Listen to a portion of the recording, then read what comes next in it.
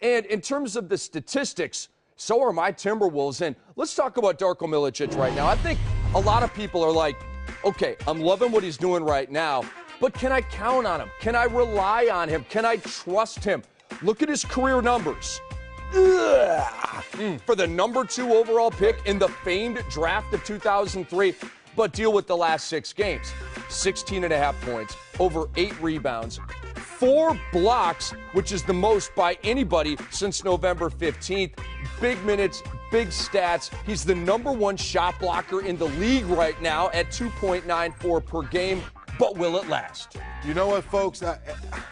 I'm very hesitant, but I will say this. Did a little homework on Darko.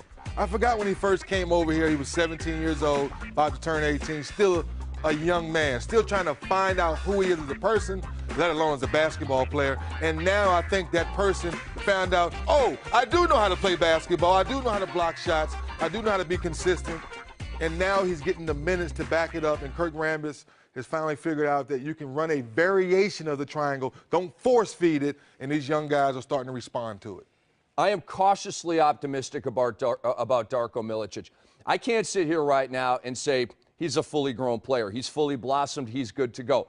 Why would I do that? After several years of inconsistency where he'd give you a hot week, with double-doubles in the blocks, and then the next month he would basically take off. So I need to see more. But I'm cautiously optimistic because Darko has never been this good ever in his life. So the fact that, he's given us double-doubles and blocking a million shots, he's never done this before, even in a 6-game sample. So I think all the signs are there for this to be that breakout year and get him maybe in the conversation for most improved player. But I'm just saying, enjoy it while it lasts and cross your fingers that it goes on the entire season. But right now, as we stand here, I cannot guarantee you that Darko is a double-double with 3 blocks per game the rest of the season, but we're all hoping that it's true.